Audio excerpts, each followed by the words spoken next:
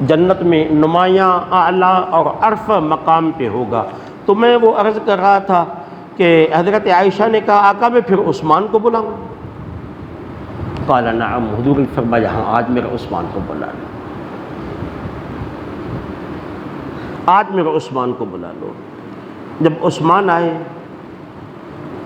تو میرے آقا کریم صلی اللہ علیہ وآلہ وسلم نے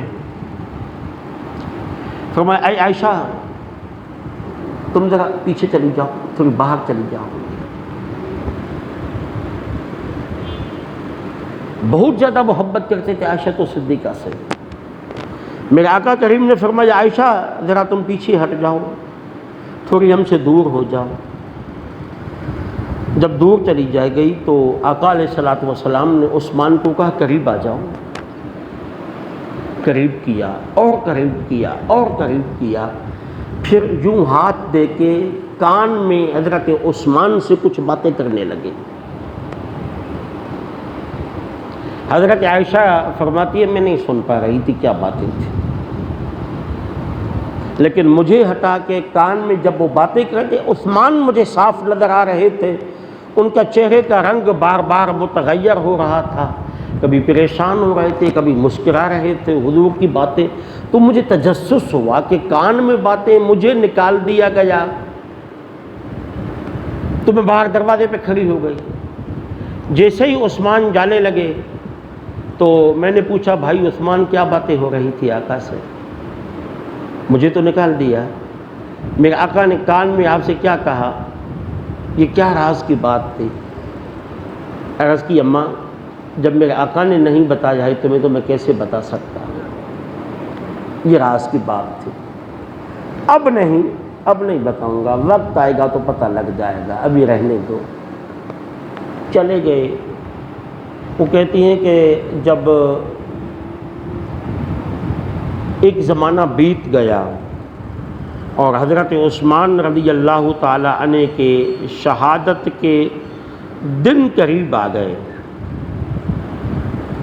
اور باغیوں نے بلوائیوں نے مدینے پہ حملہ کر دیا کہ حضرت عثمان غنی رضی اللہ تعالی عنہ کو شہید کرنے کے لیے۔ تو حضرت عائشہ چلی گئی، کہا انہیں قتل کیوں نہیں کرتے، فوج کو حکم کرو ان باغیوں کو کچل دے۔ فرمایا عائشہ یہی تو وہ راز کی بات تھی جو اس دن میں نے آپ کو نہ بتائی تھی۔ میرے آقا نے فرمایا تھا کہ ایک وقت آئے گا اللہ تمہیں خلافت کا لباس پہنائے گا، لوگ تمہیں کہیں گے یہ اتار دو، یعنی خلافت چھوڑ دو، میں نبی تمہیں وصیت کرتا ہوں یہ خلافت نہیں چھوڑنا۔ پھر میرے آقا نے مجھے منع کی تھی کہ جنگ بھی نہیں کرنا، تلوار نہیں اٹھانا، صبر کرنا۔ بس میں اپنے آقا کریم کی اس وصیت پہ عمل کر رہا ہوں، وَإِنِّي صَابِرٌ نَفْسِي عَلَيْهِ، میں نے رسول اللہ کی وجہ سے اس صبر پہ تکلیف پہ بھی صبر کر رہا ہوں کہ میرے آقا کریم نے اس دن مجھے یہ وصیت کی تھی۔ تو جن کو کان میں حضور بتا کے گئے تھے کہ تمہیں شہادت ملے گی، اسی حضرت عثمان غنی کو بڑی بے دردی کے ساتھ شہید کیا گیا۔ ہمیں اور آپ کو یاد نہیں ہے، شاید تاریخ بھی ہم بھول جاتے ہیں، 40 دن تک حضرت عثمان پیاسے تھے، پانی نہیں تھا، پانی بند کر دیا گیا، جو گھر میں پانی تھا چند دن چلا ہوگا، 40 دن تک باہر سے اندر پانی جانے نہیں دیا گیا۔ 18 دن کے بعد چھت پہ آ گئے، آپ نے فرمایا میرے بھائی علی ہیں؟ لوگوں نے کہا علی نہیں ہے۔ فرمایا کوئی ہے جو جا کے میرے بھائی علی کو کہہ دے مجھے پانی پلا دے۔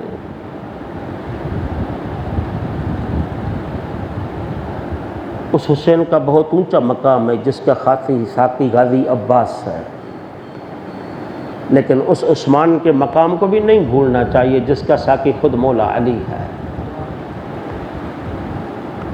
لوگوں نے جا کے مولا علی کو پیغام دیا، اپنے 2 غلاموں کے ذریعے 2 پانی کی مشکیز پہنچانے کی کوشش کی،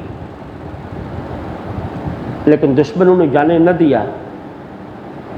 آپ نے تلوار نکالی، مشکیز کندھے میں ڈالی، پانی پہنچانے جا رہے تھے، فرمایا جو عثمان کو پانی پہنچانے کے لیے میرے سامنے جائے گا قتل کر دوں گا۔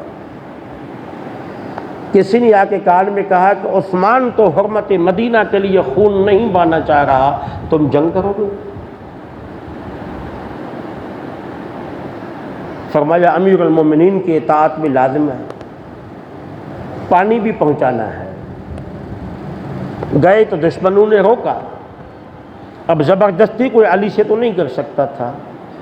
اندر گھر کے دروازے کے قریب ہی پہنچے تھے، دشمن نے مشکیز میں تیر مارا، پانی وہیں بہہ گیا، ضائع ہو گیا اور اندر تک پانی نہ پہنچ سکا۔ فرمایا بھائی عثمان اجازت دے دو تو اپنے چند دوستوں کو بلا کے ان کو واصل جہنم کر دوں، نہیں تو یہ ظالم لوگ مجھے پانی آپ تک پہنچانے نہیں دے رہے ہیں۔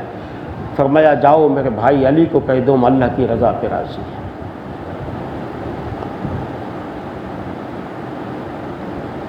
لاتعداد رحمتوں کا نزول ہو سیدنا عثمان رضی اللہ تعالی عنہ کے مزار پر انوار پر۔